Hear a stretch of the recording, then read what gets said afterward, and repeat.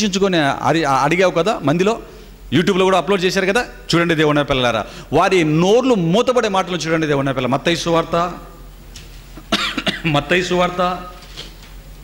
12వ అధ్యాయం 6వ వచనం.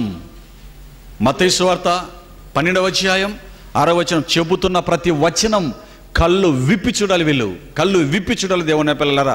క్రైస్తవ్యానికి ఇస్తున్న ఆయుధాలు ఇవి. 12:6 దేవాలయము కంటే గొప్పవాడు, దేవాలయము కంటే గొప్పవాడు ఇక్కడ ఉన్నాడని మీతో చెప్పుచున్నాను.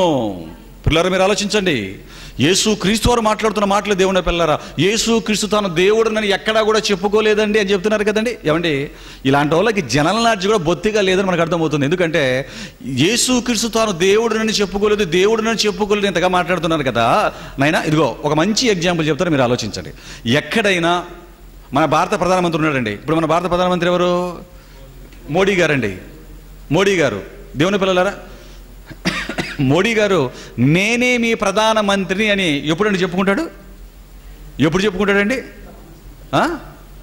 మొట్టమొదట ప్రమాణ స్వీకారం చేసేటప్పుడు, ఆ ప్రమాణ స్వీకారం చేసే సందర్భంలో ఏమని చెప్తాడు? మోడీ గారు అని నేను ఈ భారతదేశానికి ప్రధానమంత్రిగా మరి నేను పగ్గాలు చేపడుతున్నాను, మనసా వాచన ఏదో చెప్తాడు కదండి ప్రమాణం. ఏమండి, అప్పుడు చెప్తాడండి భారతదేశానికి ప్రధానమంత్రి నేను అని. ఏమండి, ఒక్కసారి చెప్తాడండి, ఒక్కసారి చెప్తాడు పిల్లరా. ఇది ప్రధాని గురించి తాను చెప్పుకునే మాట. అంతేగాని కనిపించినప్పుడల్లా, మన ఊరికి వచ్చినప్పుడల్లా, ఏ రాష్ట్రానికి వెళ్ళినా, టీవీలో కనిపించినా, రేడియోలో మాట్లాడినా, ఎక్కడికి వచ్చినా నేనే మీ ప్రధానమంత్రిని, నేనే మీ ప్రధానమంత్రిని, నేనే మీ ప్రధానమంత్రి అని చెప్పుకుంటాడండి. చెప్పుకుంటాడు పిల్లరా. చీపైపడాలా చెప్పుకుంటే? అసలు చెప్పుకోవలసిన అవసరం ఎందుకు? ఒక్కసారి చెప్తే చాలు, నేను మీ ప్రధానమంత్రిగా ప్రమాణ స్వీకారం చేయించున్నాను, సరిపోతుంది దేవుని పిల్లలారా. ఆయన చెప్పుకోవాల్సిన అవసరం లేదు, చెప్పుకోడు కూడా. ఏ ప్రధాని చెప్పుకోడు, దిగుతాడంతే. మరి ఆయనే ప్రధానమంత్రి అని చెప్పేది ఎవరు? పక్కన వాళ్ళు చెప్తారు. స్టేజ్ మీద కూర్చుంటాడు, వచ్చి మాటికి సభల్లో దీనిలోకి వచ్చి ఆ ఓట్లు అడుక్కోవడానికి వచ్చినప్పుడు కూడా నేను మీ ప్రధానమంత్రిని, మోడీని మాట్లాడుతున్నాను అంటాడేటి? అలాగంటాడండి. అలాగనేది ఎవరు? మన పక్కన ఉన్న వాళ్ళు చెప్తారు, ప్రధానమంత్రి గారు వచ్చేసారు, భారత ప్రధాని వచ్చి కూర్చున్నారు, ఇప్పుడు భారత ప్రధాని గారు మనకి ప్రసంగించేస్తారు, పక్కన వాడు చెప్తాడు. కానీ ఆయన చెప్పుకుంటాడా? ఈ ఇంగిత జ్ఞానం కూడా లేదు కదండి వీరికి. ఇంగిత జ్ఞానం కూడా లేదు. ఎప్పుడో ఆరాకొర ప్రమాణ స్వీకారంలో చెప్పుకుంటాడు, అవసరమైనప్పుడు రాయాలనుకుంటే రాసుకుంటాడు. మాటికి నేనే భారత ప్రధానిని, నేనే భారత ప్రధానిని ఎందుకు చెప్పుకుంటాడు ఆయన? అలాగా చెప్పుకోడు కదా పిల్లారా. మీరు ఆలోచించండి. ఇదిగో ఆయన అడిగావు కదా, అందుకే ఇలాంటి వాళ్ళు నోరు పెకిలిస్తారని చెప్పే యేసు క్రీస్తు ప్రభుల వారు తాను దేవుడునని ఎంత చక్కగా చెప్పుకుంటున్నాడు చూడండి పిల్లారా. 12:6 మత్తయి సువార్తలో ఏమంటున్నాడు?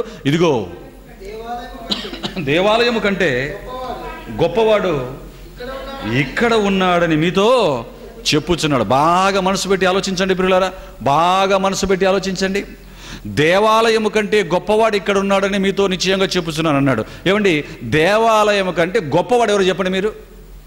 అందులో ఉన్న పూజారి గొప్పవాడా? అసలు గుడికి ఎందుకు వెళ్తాం? ఆ దేవాలయంలో దేవుడు ఉన్నాడన్న ఆలోచనతో కూడా జనాలందరూ కూడా గుడికి వెళ్తారు పిల్లలు. మీరు ఆలోచించండి. ఇప్పుడు దేవాలయం కంటే గొప్పవాడు అంటే ఎవరన్నమాట? ఇప్పుడు దేవాలయానికి మించినవాడు, దేవాలయానికంటే గొప్పవాడు ఎవరంటే దేవుడు పిల్లారా. దేవుడు మాత్రమే ఈ మాట అనగలడు. యేసుక్రీస్తు అంటున్నాడంటే ఎవరైనా ఇదిగో దేవాలయం కంటే గొప్పవాడు. ఏ దేవాలయం?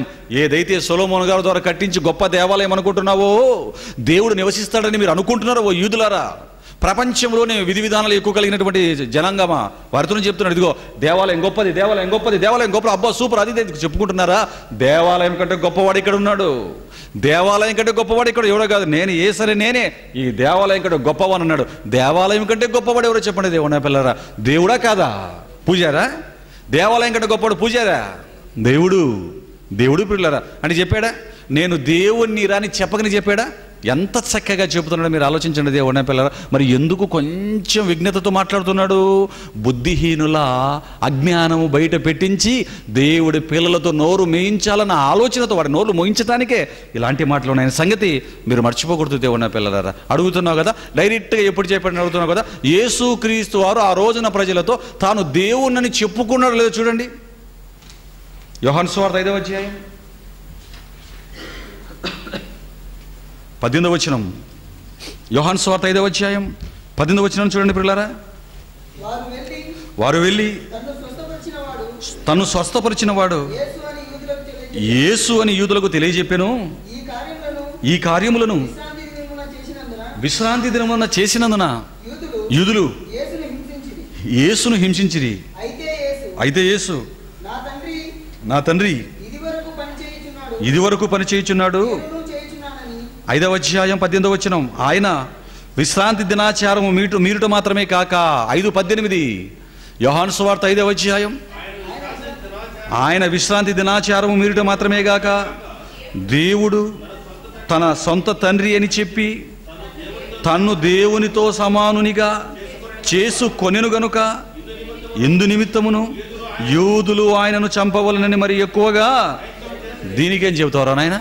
ఏం చెప్తావు దీనికి సమాధానం? యేసుక్రీస్తు ఏమని చెప్పుకున్నాడట?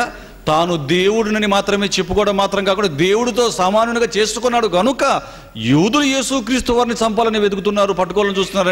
అంటే యేసుక్రీస్తు ఏమని చెప్పుకున్నాడు? వారితో యేసుక్రీస్తు ఏమని చెప్పుకున్నాడు? నేను దేవుణ్ణి రా అని చెప్పుకుంటున్నాడు. అందుకే వారికి ఏమైపోయింది? తాను దేవుడిని చెప్పుకోవడం మాత్రమే కాకుండా దేవుడితో సమానంగా చేసుకున్నాడు, చంపేద్దామని అని వస్తున్నారు. అర్థం కాని నీలాంటి అజ్ఞానులు గనుక యూదులు అలాగా యేసుక్రీస్తు మీదకి పడ్డానికి చూస్తున్నారు. మీరు ఆలోచించండి దేవుడిన పిల్లలారా. అంటే ఆయన నేను దేవుణ్ణని వారితో చెప్పాడా లేదా? చెప్పకపోతే ఏ మాట ఎందుకంటారు వారు? ఇంకో మాట యోహాను సువార్త. అడిగావు కదా డైరెక్ట్ క్వశ్చన్లు, తీసుకో మరి. యోహాను సువార్త 10వ అధ్యాయం 31వ వచనం. వేదం 2 అంచుల ఖడ్గం అజ్ఞానపు మూర్ఖపు మాటలని ఖండఖండాలుగా ఎలా ఖండిస్తుందో చూడండి దేవుని పిల్లలారా. యూదులు ఆయనను కొట్టవలెనని మరలా రాళ్ళు చేత పట్టుకొనగా యేసు తండ్రి యొద్ద నుండి అనేకమైన మంచి క్రియలను మీకు చూపితిని, వాటిలో ఏ క్రియ నిమిత్తము నన్ను రాళ్లతో కొట్టుదురని యూదులను అడిగాడండి. అందుకు యూదులు, నీవు మనుష్యుడివై ఉండి దేవుడనని చెప్పుకొనుచున్నావు గనుక దేవదూషణ చేసినందుకే నిన్ను రాళ్లతో కొట్టుదుము. ఆలోచించిన దేవుడా పిల్లరా, నువ్వు మనుష్యుడివై ఉండి దేవుడు అని చెప్పుకుంటున్నావు అంటే యేసుక్రీస్తు తను తాను ఏమని పరిచయం చేసుకున్నాడు వారికి? నేను దేవుణ్ణి అని చెప్పాడు. చూడండి దేవుని పిల్లలారా, చెప్పాడంటారా? ఆయన నోట్లో నుంచి వచ్చిన మాట ఎక్కడుందో చూపించండి అంటాడు. ప్రధానమంత్రి నా నోటుతో నేను ప్రధానమంత్రిని చెప్పుకోడు కదా, అది కూడా జనాల నీకు అర్థం కావాలి. అయినా సరే యేసుక్రీస్తు యూదులకు అన్నాడు. యూదులకు ఏమని చెప్పుకున్నాడు? నేను దేవుణ్ణి. ఎందుకండి ఆయన శిలువకు పట్టించారు? ఎందుకు ఆయన మీద కక్ష కట్టి చంపారు? యూదులకున్న ఒకే ఒక నమ్మకం ఏంటంటే దేవుడు తండ్రి అని, యెహోవా దేవుడు మాత్రమే దేవుడు, ఆయన మాత్రమే అద్వితీయుడు, ఇంకా ఎవ్వరు దేవుళ్ళు లేరు అనుకున్నారు. మరొక మాట ఇక్కడ ఏమంటారంటే, నాకు ముందు ఏ దేవుడు లేడు, నా తర్వాత ఏ దేవుడు ఉండడు అనే మాటను తీసుకుని మరలా ఏమని చెప్తున్నారంటే వీళ్ళు, మరి దేవుడికి ముందు ఏ దేవుడు ఉండడు, ఆయన తర్వాత కూడా ఏ దేవుడు ఉండడని చెప్పాడు కనుక యేసుక్రీస్తు ప్రభుల వారు ఆయన తర్వాత వచ్చాడు కాబట్టి యేసుక్రీస్తులో దేవుడు కాదంటున్నాడు. వరి ఆయన పిచ్చోడా, అది చెప్పింది క్రీస్తు గురించి కాదు. అది లోకస్తులు దేవుళ్ళని విగ్రహాలను పెట్టుకుని దేవుడుగా భావించుకున్న దాగోను, అష్టారోతు, సూర్యదేవుడు, చంద్రదేవుడు, ఈ నెలవంక పెట్టుకుని వాటిని దేవుళ్ళు అనుకుంటున్నారు కదా, వాటిని దృష్టిలో పెట్టుకున్నాడు తప్ప నా తర్వాత ఏ దేవుడు లేడంటే అప్పటికే దేవుడుగా యేసుక్రీస్తు తండ్రి దగ్గర ఉన్నాడు. అది యేసుక్రీస్తు గురించి చెప్పిన మాట కాదు. ఆలోచించిన దేవుని పిల్లలారా, దాన్ని తీసుకెళ్ళిపోయి యేసుక్రీస్తు వారికి కట్టేశారండి. ఏమండి, ఇంతకంటే ఎవిడెన్స్లు ఏం కావాలో చెప్పండి దేవుని పిల్లలారా. యేసుక్రీస్తు తన నోటితో తాను దేవుడని చెప్పుకున్నట్లుగా ఎక్కడుందో చూపించు అని చెప్పారు. ఇదిగో ఇన్ని మాటలు బైబిల్లో ఉన్నాయి చూడండి పిల్లలారా. ఆయన నేను దేవుడిని చెప్పుకుంటున్నాడు. అలాగని ఈ మాట చదవగానే దేవుడు అనగానే తండ్రి అయిన దేవుడు అనుకోకండి. ఇక్కడ యేసుక్రీస్తు తాను దేవుణ్ణి అని చెప్పుకున్నాడు అనగానే తండ్రి అయిన దేవుడు యేసుక్రీస్తు అని చెప్పుకోకండి. ఎందుకంటే ఇది కూడా అర్థం కాలేదు. ఓ ఇశ్రాయేలు వినుము, నీ దేవుడు అద్వితీయ దేవుడు అని ద్వితీయోపదేశకాండంలో రాయబడినటువంటి మాటను చదివి క్రైస్తవులు కూడా ఏమని చెప్తున్నారంటే తండ్రి మాత్రమే దేవుడు, మరొక దేవుడు లేడు, యేసుక్రీస్తు తండ్రి త్రియేక దేవుడు అని మళ్ళీ ఇటు మొదలు పెట్టారండి. కానీ ప్రియులారా, ఇక్కడ నేను దేవుని అని యేసుక్రీస్తు చెప్పిన మాటలు అర్థం ఆయనే తండ్రిని కాదు, ఆయన తండ్రి అయిన దేవుడు, ఈయన కుమారుడైన దేవుడు. అందుకే చెప్పాను, బంగారు ముక్కలు, పెద్ద బంగారు దాంట్లో నుంచి ఒక ముక్కను పక్కకు తీస్తే అది కూడా బంగారు ముక్కే. తండ్రి అయిన దేవుడు దేవుడైనప్పుడు ఆయనకు పుట్టిన యేసుక్రీస్తు ప్రభుల వారు కూడా ఎవరవుతారో చెప్పండి దేవుని పిల్లలారా. ఆయన దేవుడు కాదా? మనిషికి కొడుకు పుడితే ఎవరు పుడతారు? ఏనుగు పుడుతుందా? పక్షి పుడుతుందా? మనిషికి పుడితే మనిషి, జంతువు పుడితే జంతువు. ఆలోచించండి, రాజుకు పుడితే రాజకుమారుడు, దేవుడికి పుడితే ఈయనేమవుతాడు? దేవుడు. ఈ కనీస నాలెడ్జ్ కూడా పనిచేయట్లేదు. అందుకే దేవుని కుమారుడిని, నేను దేవుని కుమారుని అంటుంటే వాళ్ళు నువ్వు దేవుని కుమారుడువా, నువ్వు దేవుడివా అని మీదికి వచ్చారండి ఆ రోజు ఉన్నటువంటి ఇశ్రాయేలు. పిల్లలారా మీరు ఆలోచించండి, దేవుడు పిల్లలారా మీరు ఆలోచించండి. తండ్రి అయిన దేవుడు యెహోవా దేవుడు, ఆయన కుమారుడైన దేవుడు యేసు క్రీస్తు ప్రభువుల వారు. ఆలోచించండి. దేవుడు ఒక్కడే, దేవుడు ఒక్కడే, దేవుడు ఒక్కడే. బైబిల్ ఈ మాటలు ఎవరి గురించి రాయబడ్డాయి? తండ్రి అయిన దేవుడి గురించి రాయబడ్డాయి. మరి ఈయనెవరు? కుమారుడైన దేవుడు. తండ్రిలో ఏ లక్షణాలు అయితే ఉన్నాయో అవన్నీ పుణికిపుచ్చుకున్నవాడు. మనము దేవుడి పిల్లలమే, మనము దేవుడి పిల్లలమే. ఆ కిందకి వచ్చినట్లయితే చెప్తాడు, దేవుని వాక్యము ఎవరికి వచ్చిన 10వ అధ్యాయం కిందికి రాగానే చెప్తాడు చూడండి. 34వ వచనం ఒకసారి చెప్తాడు. అక్కడ ఏమని చెప్తాడు చూడండి. అందుకు యేసు, మీరు దైవములని నేనంటినని మీ ధర్మశాస్త్రంలో వ్రాయబడి ఉండలేదా? లేఖనము నిరర్ధకమో కానిది కదా. దేవుని వాక్యం ఎవరికి వచ్చిన వారే దైవములను చెప్పిన ఎడలా నేను దేవుని కుమారుడని చెప్పినందుకు తండ్రి ప్రతిష్ఠ చేసి ఈ లోకంలోకి పంపిన వాడిని నీవు దేవదూషణ చేయుచున్నావని చెప్తారా మీరు? మీకు బుద్ధి లేదా? సబ్జెక్ట్ తెలియదా మీకు? అడుగుతున్నాడు చూడండి. దేవుడు నా పిల్లలారా, మీరు దైవములు, నేనే కాదనైనా మీరు దైవాలే అన్నాడు. లేఖనము చెప్పినది నిరర్ధకం కానేరు కదా. లేఖనం ఎప్పుడు చెప్పిందబ్బా? లేఖనం ఎప్పుడు చెప్పింది? 82వ అధ్యాయం కీర్తన గ్రంథం 2వ వచనం 6వ వచనం మీరు చూడగలిగితే, కీర్తనలో మీరు 82:2 మీరు దైవములనియు మీరందరూ సర్వోన్నతుని కుమారులనియు నేనే సెలవిచ్చి ఉన్నాను. 6వ వచనం, మీరు దైవములు, మీరందరూ దైవ కుమారులని నేను సెలవిచ్చి ఉన్నాను. దేవుడు చెప్తున్నాడు. మనము దేవుడి పిల్లలమే. అలాగని అందరూ దేవుళ్ళా అని మరలా ఇటు వస్తావేమో. అందరము దేవుడి పిల్లలుగానే పుట్టాము, కానీ దైవత్వాన్ని పాపము చేయటం వల్ల మనం పోగొట్టుకున్నాం.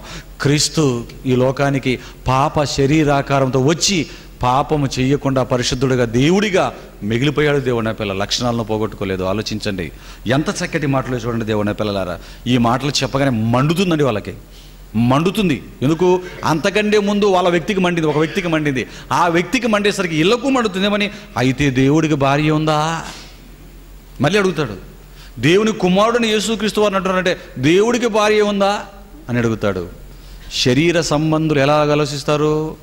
శరీర సంబంధులుగానే ఆలోచిస్తాడు. నువ్వు శరీర సంబంధివి కనుక శరీర సంబంధిగానే ఆలోచించి దేవుడికి భార్య లేదు, ఆయనకు కుమారుడు లేడు అని ఎవరో రాసిన మాటలు పట్టుకొని చెబుతున్నావే కానీ, ఓ అజ్ఞాని, నువ్వు బిడ్డను కండానికి నీకు భార్య కావాలి, దేవుడు మనల్ని కండానికి దేవుడికి భార్య కావాలా? ఈ రాళ్ల వలన అబ్రహాముకు పిల్లలను కుమారులను పుట్టించగలను. అసలు మొదటి మానవుడు ఆదామును ఎలా చేశాడు? నేల మంటితో చేశాడయ్యా దేవుని కుమారుణ్ణి. నేల మంటితో చేసి నాసికారంలో జీవవాయువును ఊదాడు. కుమారుడుగా జీవాత్మను చేశాడు, మనిషిని చేసేసాడు. ఆలోచించండి. మొదటి మనిషిని కూడా కనడానికి అమ్మ కావాలా? చేతులతో దేనైనా చేయగలడు దేవుడు. మాట చేత దేనైనా చేయగలడు. దేవుడికి శరీరం లేదు. నన్ను కనడానికి మరొక ఆడవ్యక్తి భార్య కావటానికి. ఆయన ఆత్మ, దేవుడు ఆత్మ కనుక అంటాడు బైబిల్లో. దేవుడు ఆత్మ. దేవుని పిల్లల ఆత్మ ఎలా కంటుంది? ఆత్మకు కనే శక్తి ఉంది. ఎందరినైనా కనే శక్తి ఉంది పిల్లలారా. ఆత్మకు మనలాగా కాళ్ళు చేతులు ఇవన్నీ ఉండవు దేవుని పిల్లలారా. ఈ కనీస జ్ఞానం లేక శరీర సంబంధులుగా శరీరానికి సంబంధించిన విషయాలతో ముడిపెట్టి రాయబడిన మాటలను ఎందుకురా పట్టుకొని వచ్చి బైబిల్ తప్పంటున్నావు? ఆలోచించండి దేవుని పిల్లలారా. క్రీస్తుని కనడానికి దేవుడికి స్త్రీ క్యారెక్టరు అవసరం. ఆత్మదేవుడు, సమస్తము చేయగలిగిన వాడు, ఎలాగైనా కనగలడు. ఆత్మ అయిన దేవుడు, ఆత్మ అయిన క్రీస్తును అదృశ్య స్వరూపిగా కన్నాడు. ఆలోచించండి దేవుని పిల్లలారా. కాబట్టి యేసు క్రీస్తు ప్రభువుల వారు కూడా తాను దేవుని ఎంత చక్కగా చెప్పాడో మీరు ఆలోచించండి దేవుని పిల్లలారా. ఆలోచించండి. రైట్, అడిగారు కదా యేసుక్రీస్తు తాను ఎప్పుడు చెప్పాడు తానే దేవుణ్ణని అని మీరు అడిగారు. ఇదిగో ఈ వచనాలన్నీ కూడా బైబిల్లో పుంకాలుగా ఉన్నాయి. Very good. ఇకపోతే మరో మాట, ఇంకా యేసుక్రీస్తు దేవుడని ఆయనతో ఉంటూ ఆయన లక్షణాలను చూసి సాక్ష్యం ఇచ్చిన వారికి కొరతే లేదు బైబిల్లో. కొరత ఉందండి? ఎంతమందో చెప్పారు దేవుని పిల్లరా. ఇప్పుడు డైరెక్ట్గా ఉన్న వచనాలను కూడా చూపించమంటారా? ఎందుకంటే యేసుక్రీస్తు వారు తాను దేవుడిని చెప్పుకున్న వచనాలను చూసాం. ఇక క్రీస్తు దేవుడని ఇతరులు చెప్పిన మాటలు చూస్తారు. ఎన్ని మాటలు ఉన్నాయో దేవుని పిల్లలారా చూస్తారా? రోమీలకు రాసిన పత్రిక, పౌలు గారు చెప్తున్నారు. రోమీలకు రాసిన పత్రిక 9వ అధ్యాయం చూడండి పిల్లలారా. రోమీలకు రాసిన పత్రిక 9వ అధ్యాయం 5వ వచనం. పితరులు వీరివారు శరీరమును బట్టి క్రీస్తు వీరిలో పుట్టెను. ఈయన సర్వాధికారి అయిన దేవుడయ్యుండి నిరంతరము స్తోత్రార్హుడై ఉన్నాడు. ఇంకా మీరు బాగా రాసుకోవాలనుకుంటే దైవత్వపు లక్షణం ఒక లక్షణం రాసుకోవచ్చు. దేవుడు సర్వాధికారి అన్నాడు. యేసుక్రీస్తు కూడా ఎవరు? లేచిన తర్వాత పరలోకమందును భూమి మీద నాకు సర్వాధికారము అప్పగింపబడి ఉన్నది అన్నాడు. చూడండి, దేవుడు సర్వాధికారి, క్రీస్తు సర్వాధికారి. ఎలా కనెక్ట్ అవుతా చూడండి బైబిల్ ఎక్కడ చదివినా కూడా మనం. అందుకే ఈయన సర్వాధికారి అయిన దేవుడై ఉండి నిరంతరము స్తోత్రార్హుడు కూడా అప్లై అవుతుంది రెఫరెన్స్. ఒక్క రెఫరెన్స్ 100 ప్రశ్నలకు సమాధానం. యేసుక్రీస్తు దేవుడు ఏం చెప్తున్నాడు? ఆయన సర్వాధికారి అయినా దేవుడై ఉండి. ఎంత చక్కటి మాటలు చూడండి దేవుడు పిల్లలారా. ఇంత స్పష్టంగా బైబిల్లో చెబితే వీడు బైబిల్లో లేదు అనడానికి ఎన్ని గుండెలండి వాడికి. తీతుకు రాసిన పత్రిక, అపోస్తలుడైన పౌలు తీతుకు రాసిన పత్రిక 2వ అధ్యాయం 13వ వచనాన్ని చూడండి దేవుని వర్లారా. తీతుకు రాసిన పత్రిక 2వ అధ్యాయం 13వ వచనం. అనగా మహాదేవుడును మన రక్షకుడును అయిన యేసుక్రీస్తు యొక్క మహిమ యొక్క, మహాదేవుడును మన రక్షకుడైన యేసుక్రీస్తు గురించి ఏం చెప్తున్నాడు? దేవుడు రా అని చెప్తున్నాడు. చూడండి దేవుని వర్లారా, యేసుక్రీస్తు దేవుడు రాని ఎంత స్పష్టంగా చెప్తున్నాడు చూడండి.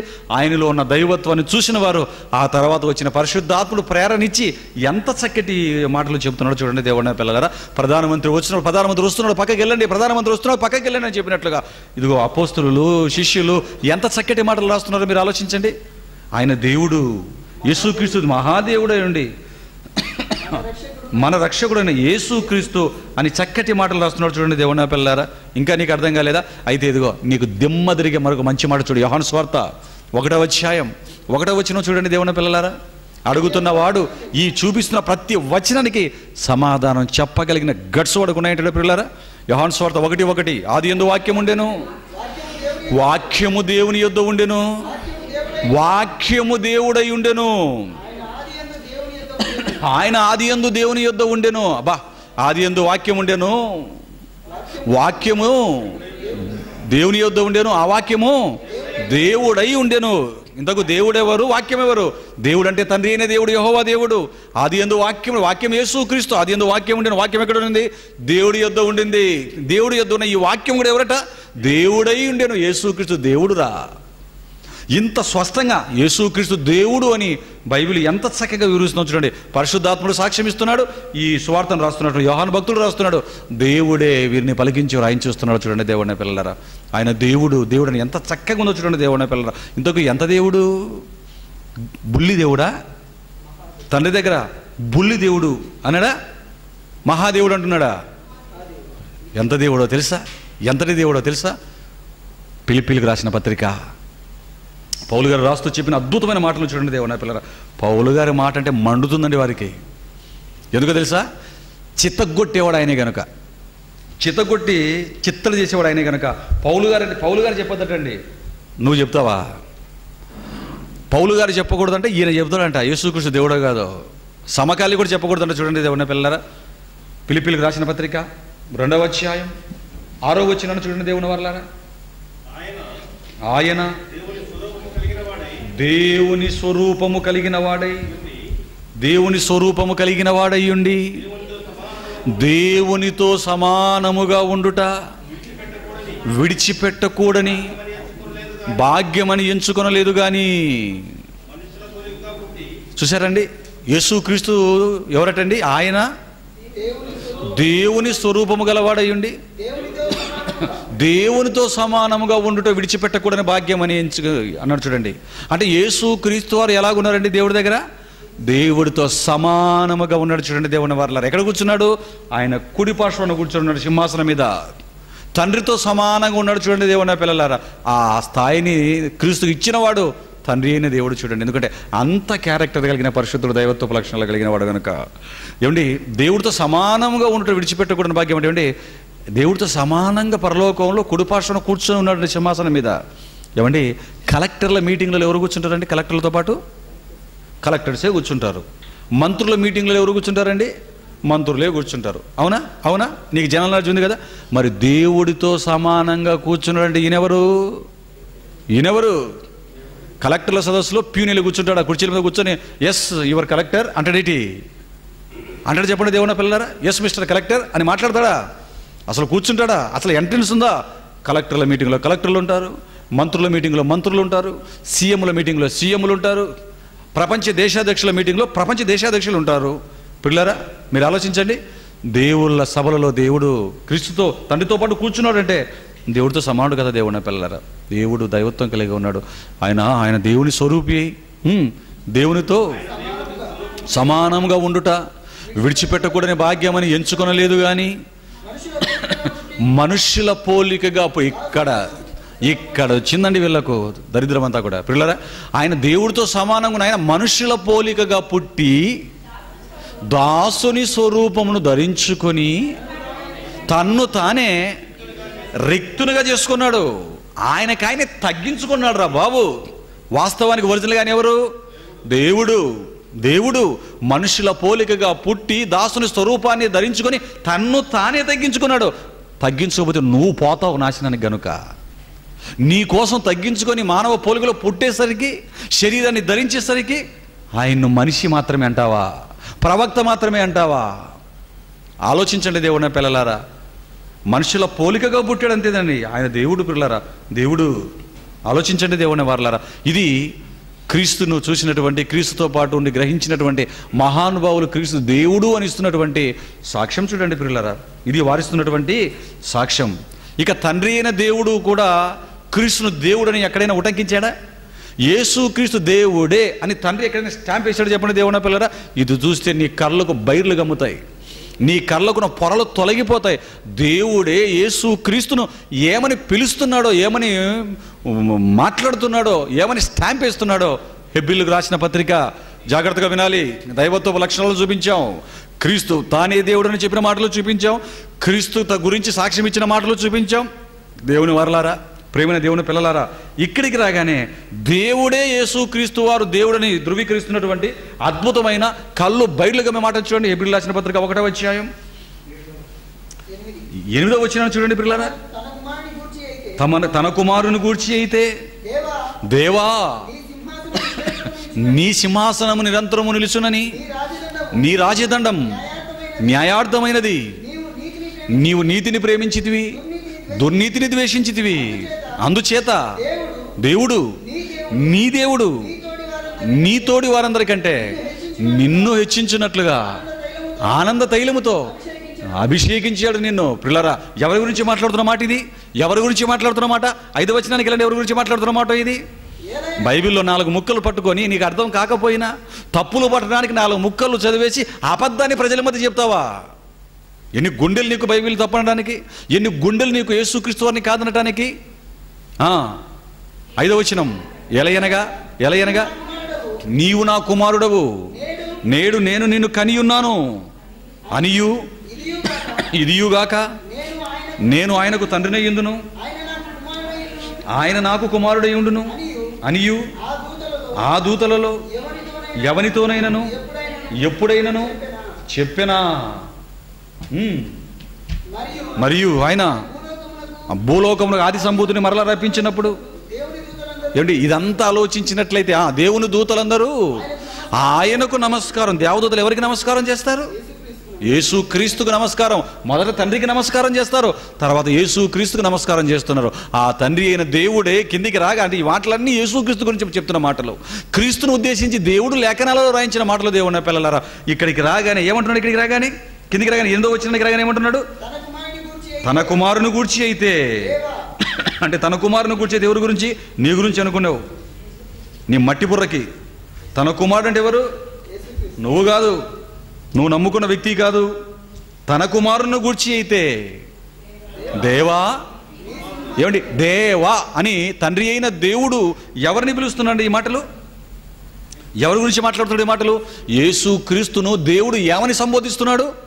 దేవా నీ సింహాసనం నిరంతరం నిలుస్తుంది నాయన, నీ రాజదండం న్యాయార్థమైనది, నీవు నీతిని ప్రేమించి దుర్నీతిని ద్వేషించావు, దైవత్వాన్ని నిలబెట్టుకున్నావు నువ్వు. అందుచేత దేవుడు నీ తోడి వారి కంటే నిన్ను హెచ్చించినట్లుగా ఆనంద తైలంతో అభిషేకించాను. దేవుడు అంతటి మహానుభావుడే, సర్వోన్నతుడైన దేవుడు యేసుక్రీస్తుని ఏమని సంబోధిస్తున్నాడు? దేవా. ఆలోచించండి దేవుని పిల్లలారా, దేవుడే యేసుక్రీస్తుని దేవా అంటున్నాడంటే నువ్వు ఎవడయ్యా యేసుక్రీస్తుని దేవుడు కాదు అనటానికి? ఎవరు నువ్వు యేసుక్రీస్తును దేవుడు కాదు అనటానికి? ఎన్ని గుండెలు నీకు? ఎందుకు నువ్వు బైబిల్ జోలికి వస్తున్నావు? నీ గ్రంథం మీద నువ్వు చెప్పుకొనకుండా. ఆలోచించండి దేవుని పిల్లలారా, ఆలోచించండి. ఎంత చక్కటి మాటలు! ఇంతకు ఎక్కడున్నాయి లేఖనాలు ఈ మాటలు? కీర్తనల గ్రంథం 45వ అధ్యాయం 6వ వచనాన్ని చూడండి పిల్లలారా. కీర్తనల గ్రంథం 45వ అధ్యాయం 6వ వచనాన్ని చూడండి పిల్లలారా. దేవా నీ సింహాసనము.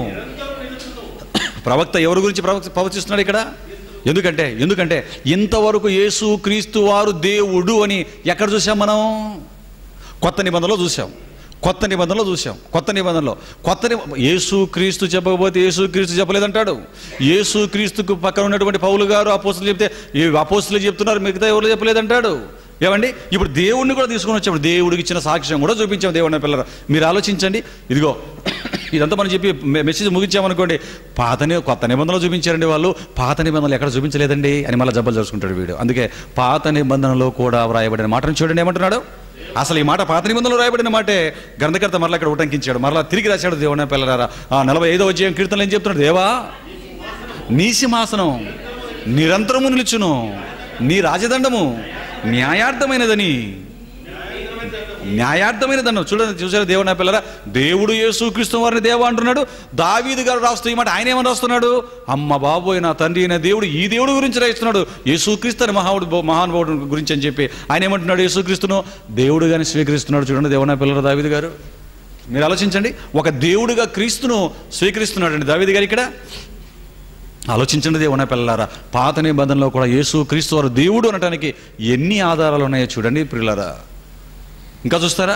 యెషయా గ్రంథం 9వ అధ్యాయం, పాత నిబంధనలు అడిగారు కదా. యెషయా గ్రంథం 9వ అధ్యాయం 6వ వచనాన్ని చూడండి. ఏలయనగా మనకు శిశువు పుట్టెను, మనకు కుమారుడు అనుగ్రహింపబడెను, ఆయన భుజము మీద రాజ్యభారముండును, ఆశ్చర్యకరుడు, ఆలోచనకర్త, బలవంతుడైన దేవుడు, నిత్యుడగు తండ్రి. మంచి పదం దొరికింది ఇక్కడ, మీరు చదువుకుంటూ వెళ్ళిపోతున్నారు. కానీ బలవంతుడైన దేవుడు. ప్రవక్తే చెప్తున్నాడు, మనకు శిశువు పుట్టాడు, మనకు కుమారుడు అనుగ్రహింపబడ్డాడు. ఆయన ఎవరో తెలుసా? బలవంతుడైన దేవుడు అనే పెద్ద ప్రవక్తలలో ఒక ప్రవక్త క్రీస్తును దేవుడుగా అంగీకరించి సంతోషంతో రాస్తున్నాడే. దేవుడు కూడా యేసుక్రీస్తు దేవుడు, నాయన మామూలు దేవుడు కాదు, బలవంతుడైన దేవుడు, నాతో సమానుడుగా ఉండే దేవుడని తండ్రి అయిన దేవుడు కూడా రాయిస్తూ ఉంటే నీ కళ్ళకు కనిపించలేదా? ఆలోచించండి దేవుని పిల్లలారా. కొత్త నిబంధన తీసుకున్న, పాత నిబంధన తీసుకున్న, ఎక్కడ తీసుకున్న యేసు క్రీస్తు ప్రభుల వారు దేవుడు దేవుడు దేవుడని ఎన్ని మాటలు మనకు బైబిల్లో కనిపిస్తున్నాయో మీరు ఆలోచించండి దేవుని వారలారా, మీరు ఆలోచించండి. అందుకేనండి కన్ఫ్యూజ్ అయిపోయారండి యూదులకు అర్థం కాక. పిల్లలారా, ఒకసారి అందుకు యేసు క్రీస్తు ఒక ప్రశ్న వేసాడండి, ఒక ప్రశ్న వేశాడు దేవుని పిల్లలారా. ఏమన్నా తెలుసా అండి? బైబిల్ని తీయించి ప్రభువు నా ప్రభువుతో ఇలా, ఎందుకంటే దావీదు గారు రాసిన మాటలు వారి దగ్గర తెచ్చినప్పుడు యేసు క్రీస్తు దావీదు కుమారుడే కదండి అని మాట్లాడతారు. కుమారుడే, కానీ బైబిల్లో ఇంకా ఏమంటాడు? దావీదు వేరు చిగురును అంటాడు. దావీదుకు చిగురు అంటే కుమారుడుగా భావించుతాం, వేరంటే ఎవరు అంటే దావీదు కంటే ముందుగానే యేసు క్రీస్తు ప్రభుల వారు ఉన్నారు. అందుకే ప్రశ్న వేసాడండి. దావీదు ప్రభువు నా ప్రభువుతో, ఆయనకు దావీదు యేసు క్రీస్తు దావీదుకు కుమారుడైతే ప్రభువు నా ప్రభువుతో ఇలాగూ చెప్పానని ఎవరి గురించి చెబుతున్నాడు అని అడిగారండి యూదుల్ని. గందరగోళం బెంబెలెత్తిపారండి వారు, అర్థం కాలేదండి వారికి. ఒక మంచి మాటను చూడండి, కీర్తనల గ్రంథం 110వ అధ్యాయం 1వ వచనం చూడండి. కీర్తనల గ్రంథం 110వ అధ్యాయం 1వ వచనం. ప్రభువు నా ప్రభువుతో సెలవిచ్చిన వాక్కు. ఇక్కడ ఇద్దరు ప్రభువులు కనపడుతున్నారు. ఒక ప్రభు, ఇద్దరు ప్రభువులా? ఇద్దరు ప్రభువులు. ఒకరు తండ్రి అయిన దేవుడైన ప్రభువు కనపడుతున్నాడు. మరి రెండవ ప్రభు ఆయన ఎవరు? కుమారుడైన ప్రభువు, యేసు దేవుడైనటువంటి ప్రభువు గురించి ఇక్కడ మాట్లాడుతున్నాడు. చూడండి దేవుని పిల్లలారా, మీరు ఆలోచించండి. ఇద్దరు ప్రభువులు, ఒకరు తండ్రి అయిన ప్రభువు, రెండు కుమారుడు దేవుడైనటువంటి ప్రభు అని ఎంత చక్కటి మాటలు బైబిల్ సెలవిస్తుందో మీరు ఆలోచించండి. ఇంత చక్కటి మాటలు బైబిల్ సెలవిస్తూ ఉంటే అర్థం కాకుండా మాట్లాడుతున్నావంటే నేను ఏమన్నా ఆలోచించు. ప్రభు అంటే తండ్రి, నా ప్రభు అంటే యేసుక్రీస్తు ప్రభు, తండ్రి అయిన దేవుడు నా ప్రభువుతో ఎలాగో సెలవిస్తున్నాడు అన్నాడు. చూడండి దేవుని పిల్లలారా, అందుకే దావీదు గారి కంటే ఎంతో ముందుగా ఉన్నవాడే యేసుక్రీస్తు అనేటువంటి దేవుడు అనేటువంటి క్రీస్తు ప్రభుల వారు. దేవుని పిల్లలారా, మీరు ఆలోచించండి దేవుని పిల్లలారా. ఇంకా బైబిల్లో మనం చూడగలిగితే పరిశుద్ధాత్మ పూర్ణురాలైనటువంటి ఎలిజబెత్ గారు కూడా గర్భవతిగా వచ్చినటువంటి మరియమ్మ గారిని ఉద్దేశించి ఏమని మాట్లాడిందో చూడండి ప్రియులారా.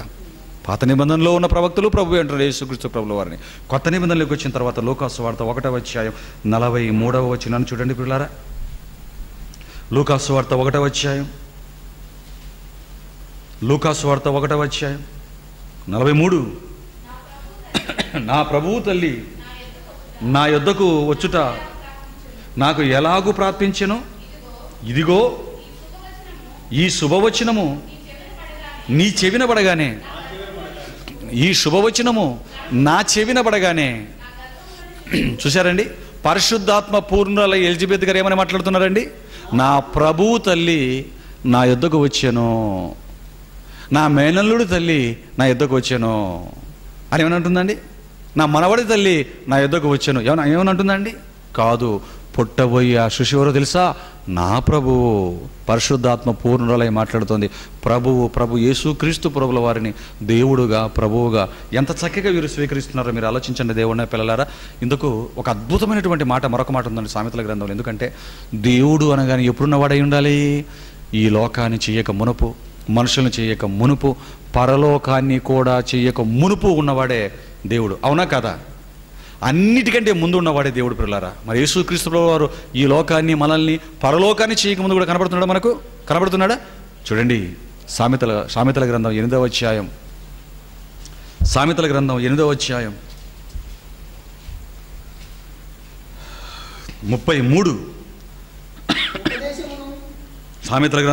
అధ్యాయం 30వ వచనం చూడండి దేవుని పిల్లలారా. 29 కూడా జలములు తమ సరిహద్దులు మీరకుండునట్లు ఆయన సముద్రమునకు పొలిమేరలను ఏర్పరిచినప్పుడు, భూమి యొక్క పునాదులు నిర్ణయించినప్పుడు, నేను ఆయన యొద్ద ప్రధాన శిల్పినై అనుదినము సంతోషించుచు నిత్యము ఆయన సన్నిధిని ఆనందించుచుంటిని. ఆయన కలగజేసిన పరలోకమును బట్టి సంతోషించుచు నరులను చూచి ఆనందించుచుంటిని. ఆలోచించండి దేవుని పిల్లలారా, తాను దేవుడు కలగజేస్తున్నప్పుడు, ఈ లోకాన్ని కలగజేస్తున్నప్పుడు, అంతకంటే ముందు పరలోకాన్ని కలగజేస్తున్నప్పుడు కూడా యేసుక్రీస్తు అక్కడే ఉండి సంతోషిస్తున్నాడు. చూడండి దేవుని పిల్లలారా, అంటే పరలోకాన్ని కలిగించక మునిపే యేసుక్రీస్తు కనపడుతున్నాడు, ఈ సృష్టి కలిగించక మునిపే యేసుక్రీస్తు కనపడుతున్నాడు. చూడండి దేవుని వాళ్ళారా, ఒకవేళ ఆయన మామూలు ప్రవక్త, మనిషి అయిపోతే ఎందుకు వస్తాడో చెప్పండి. ఇలాగా ఒక విషయం చెప్పమంటారా? యేసుక్రీస్తు ప్రవక్త కాదు, దేవుడు అని చెప్పడానికి. ప్రవక్త ప్రవక్త ప్రవక్త ప్రవక్త అని గొంతు చించుకొని నడుస్తున్నావు కదా, ఎవరికో డ్యామేజ్ అవుతుందని, ప్రెస్టీజ్ మీరు అనుకుంటున్న వ్యక్తికి ప్రెస్టీజ్ డ్యామేజ్ అవుతుందని చెప్పి, వాల్యూ తగ్గిపోతుందని చెప్పి, మీ ప్రవక్తతో క్రీస్తును సమానుడిగా చేయడం కోసం ప్రయాసపడుతున్నారు కదా. ఈ ప్రయాసంతో ఎందుకు అనుకున్నారు? వారు నమ్ముకుంటున్నటువంటి మహమ్మద్ గారితో క్రీస్తును సమానుడు మాత్రం చేయటానికి ఈ గుంజీలని చూస్తున్నారండి వీళ్ళు. ఒకవేళ క్రీస్తు ప్రవక్త మాత్రమే అయితే, పిల్లలు మీరు ఆలోచించండి, ప్రవక్తలు ప్రార్థన చేసినప్పుడు ఏమని అడిగారు వారు? దావీదు ఒక ప్రవక్త ఏమని అడిగాడు? నా పాపం పోవునట్లు బాగుగా కడుగుము, తండ్రి మా తప్పులను క్షమించండి, తండ్రి మా తప్పిదాలను మన్నించండి అన్నటువంటి మాటలు వాళ్ళు అడిగారండి. యేసుక్రీస్తు తన జీవితంలో ఎప్పుడైనా ఎక్కడైనా దేవుణ్ణి ప్రార్థిస్తూ నా తప్పులు మన్నించు తండ్రి, నా పాపాలు మన్నించు తండ్రి ఎక్కడైనా ఒక్క దగ్గర అన్నాడా? ప్రవక్తలు అన్నారు, ప్రవక్తలు గోజాడుకున్నారు వరరక్షణ కోసం దేవుణ్ణి. యేసుక్రీస్తు గోజాడాడు చెప్పండి దేవుని పిల్లరా, తన తప్పుదాల కోసం తాను పశ్చాత్తాపడినట్లుగా నా తప్పులు మన్నించుతండి అని చెప్పిన ఎక్కడైనా ఉందండి? ఎక్కడ లేదు. చూడండి దేవుని పిల్లరా, ప్రవక్త అయినా ప్రాధేయపడతాడు కానీ క్రీస్తు ప్రభుల వారు ప్రాధేయపడనే పడలేదు. దేవుడు ఎన్నో వచనాలు దేవుని పిల్లరా. కీర్తనల గ్రంథం 16 చూడండి, కీర్తనల గ్రంథం 16వ అధ్యాయం 2వ వచనం. నీవే ప్రభుడవు, నీకంటే నాకు క్షేమాధారమేదియు లేదని యెహోవాతో నేను మనవి చేయుదును. నేను ఇలాగందును, భూమి మీద ఉన్న భక్తులే శ్రేష్ఠులు. ఏమండి, నీవే నాకు ప్రభుడవు అని యెహోవాతో చెప్తున్నాడటండి. ఇంతకు ఎవరా ప్రభు? ఇంతకు ఈయనెవరు? యేసుక్రీస్తు చూడండి దేవుని పిల్లలారా, ఆలోచించండి దేవుని పిల్లలారా. ఇలా బైబిల్లో ఎక్కడ చూసినా కొత్త నిబంధన, పాత నిబంధన, క్రీస్తు మాటలు, తండ్రి మాటలు, ప్రవక్తల మాటలు, అపోస్తుల మాటలు, శిష్యుల మాటలు, ఎక్కడ చూసినా క్రీస్తు దేవుడు దేవుడు దేవుడని ఎంత స్పష్టంగా ఉంటే వీళ్ళకు కనిపించలేదంటే మరి ఏం చెప్పాలో చెప్పండి దేవుని పిల్లలారా. కాబట్టి ఏది ఏమైనా 66 పుస్తకాలు యేసుక్రీస్తు గురించి చెబుతున్న ఒకే మాట ఏంటంటే యేసుక్రీస్తు దేవుడు, దైవ లక్షణాలు కలిగిన వాడు, తండ్రితో సమానముగా పరలోకంలో ఉన్నాడు. అందుకే మొదటి రాకలో మరణించి ఆరోహణం అయిపోయిన తర్వాత ఎక్కడ వెళ్ళి కూర్చున్నాడు యేసుక్రీస్తు ప్రభుల వారు? దేవుని యొక్క కుడి పార్శ్వన కూర్చున్నాడు. చూడండి దేవుని పిల్ల, ఆయన కుడి పార్శ్వన కూర్చొని ఉన్నాడు. ఇంకా మరి ఇంతకంటే ఇంకా ఏం కావాలో చెప్పండి? క్రీస్తు దేవుడు అని చెప్పడానికి బైబిల్ ఇచ్చిన సాక్ష్యం కంటే ఏం కావాలో చెప్పండి దేవుని పిల్లరా. ఇంకా ఎవరైనా ఏదైనా మాట్లాడితే ఇదో బీఆర్ఎం తరపున ఆహ్వానం పలుకుతున్నాం. నిలబడాలి, మరి నిలబడాలి, నిలబడి నిరూపించాలి. సత్యాన్ని నిరూపించగలుగుతావా? ఎక్కడ వస్తాడండి ఆ షేపీ, యువఆర్సీకి సంబంధించిన షేపీ అనే వ్యక్తి వెళ్ళిపోయి దాంకున్నాడండి అనేసి దాంకుంటావా? ఎంతవరకు ఇది ధీరుల లక్షణం? ఇది బీరుల లక్షణమా, ధీరుల లక్షణమా? అందుకే ఇచ్చాను మొదటే, బైబిల్లో మహమ్మద్ ఉన్నాడు అంటున్నావు, నీకు దమ్ము ఉంటే, సబ్జెక్ట్ ఉంటే రావయ్యా, నిరూపించుకుందువు. సావధానంగా కూర్చున్నాం, సహోదరులంగా కూర్చున్నాం, శాంతిపూర్వకమైనటువంటి సమాధానకరమైన వాతావరణంలో, లేఖనాల వెలుగులో, కూకటి వేలతో, చిటికిన వేలతో మహమ్మద్ గారు బైబిల్లో లేరని నిరూపించకపోతే నా పేరు మల్లేం వ్యవసాయం కదన్నాను. ఆలోచించండి దేవుని పిల్లలారా. రమ్మనండి, ఇప్పుడు యేసుక్రీస్తు దేవుడు కాదని మాట్లాడమనండి. అంత దమ్ము లేదండి వారికి. ఎందుకంటే ఎక్కడో నలుగురు మధ్య మాట్లాడుకుని వెళ్ళిపోవడం తప్ప అంత దమ్ము లేదు. పిల్లలారా, మరొక విషయం చెప్పమంటారు ఈ కుయుక్తి పరుల గురించి. ఈ కుయుక్తి పరులు చేసే మరొక పని చెప్పమంటారా? యేసుక్రీస్తు మీద, బైబిల్ మీద, తండ్రి అయిన దేవుడి మీద అంటే పరిగెత్తుకుని వస్తారండి కొందరు, పరిగెత్తుకుని వస్తారు. మీ గ్రంథం మీద కూడా మాట్లాడదాం అంటే అడ్రస్ లేకుండా పోతాడు కూడా. మరలా మీ గ్రంథం గురించి మాట్లాడదాం, మీరు అనుకుంటున్నటువంటి వ్యక్తి గురించి మాట్లాడదాం అనగానే అడ్రస్ ఉన్నాడు. అందుకే వీళ్ళకి చెక్ పెట్టా, నువ్వు ముందు బీఆర్ఎం దగ్గరికి రావాలంటే బైబిల్లో మహమ్మద్ ఉన్నాడు అంటున్నావు కదా, నిరూపించు, నిరూపించు. లేదు, ఇద్దరు గురించి మాట్లాడదాం. లోకానికి మాదిరి ఎవరు? క్రీస్తా, మొహమ్మద్ గారా? ఈ లోకానికి ఎవరు మోడల్, మాదిరి ఎవరు, మార్గదర్శి ఎవరు? మాట్లాడదాం రా ఇరు గ్రంథాల వెలుగులో. అప్పుడు కానీ వీళ్ళు నోటికి తాళం పడదండి. ఎందుకంటే బైబిల్ అనగానే వెంటనే మీదబడి దేవుని పిల్లలారా. అందుకే లైన్ గీశాను. బైబిల్లో మహమ్మద్ ఉన్నాడా? నిరూపించగలడం. ఈ సమాజంలో, బైబిల్ జోలికి వచ్చిన ముస్లిం సమాజంలో ఎవరికైనా సరే సబ్జెక్ట్ ఉంటే రండి. లోకానికి మాదిరి ఎవరు? క్రీస్తు, మహమ్మద్ గారు. మీరు నమ్ముకున్న మహమ్మదా? యేసుక్రీస్తు ప్రభుల వారా, దేవుడైన యేసుక్రీస్తు ప్రభుల వారా? నిలబడితే బీఆర్ఎం ఆహ్వానం పలుకుతుంది. ఎప్పుడు వచ్చినా, ఎప్పుడు మాట్లాడడానికి వచ్చిన, ఇదిగో ఒక డిబేట్ ఉంది ఇప్పుడు మాకు సత్యాన్వేషణ మండలితో.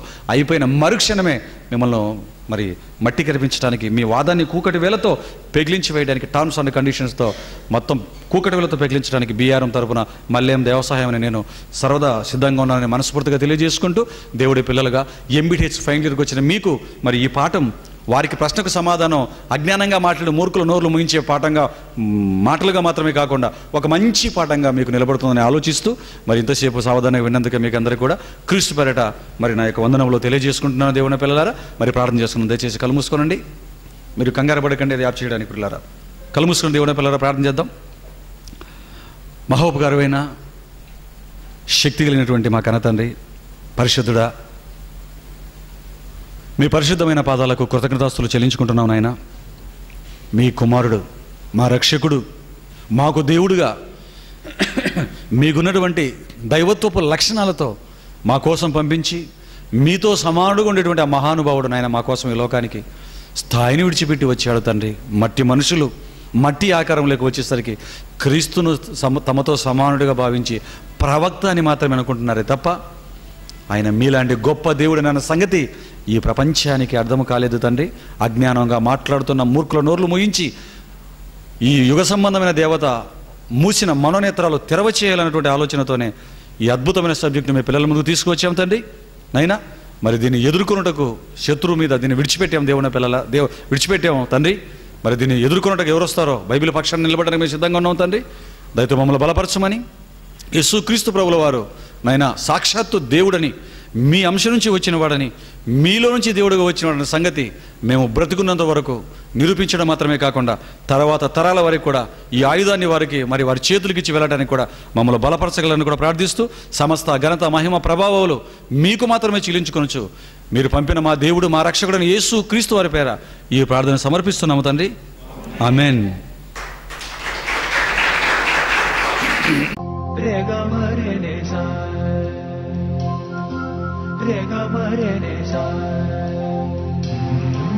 Rega marene sa